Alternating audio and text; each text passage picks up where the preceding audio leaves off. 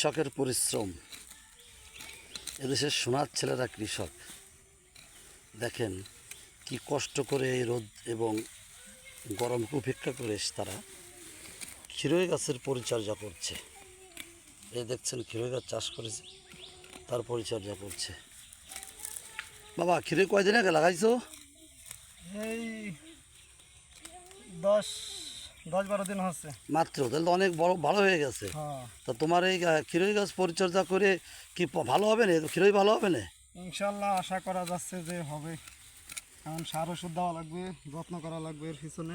তাই না? হ্যাঁ, যত্ন করলে হবে। তো অনেক কষ্ট করতেছো, আশা করছো ভালো ফলন হবে, তাই না? ইনশাল্লাহ কত জমিতে লাগাইছো? এখানে হবে 3 কাঠা জায়গা হবে। 3 কাঠা জমিতে কত টাকার বীজ দিছো? এখানে দিছি 500 টাকার বীজ দিছি। 500 টাকার বীজ দিছো, তাই তো? 2 প্যাকেট বীজ তোমার দিছি আমি। তোমার কি 500 টাকার বীজ 3 কাঠা কেমন ফলন হবে বলে আশা করতেছো? ফলন তো গাছে মানে বন হয়ে গেছে তো ভিতরে, হুম বনের কারণে এখনো বোঝা যাচ্ছে না। বনটা সাফ করে সার দিলে হুম তারপরে বোঝা যাবে। ওই জামা চাষা লাগাইছে, ওই গাছ ভালো হয়েছে, সুন্দর হয়েছে। তাই না? তা তুমি কত টাকা বেচবা বলে আশা করতেছো? যদি বলো রহমত করে।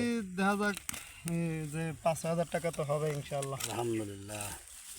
ওকে, ও কাজ কাম করো।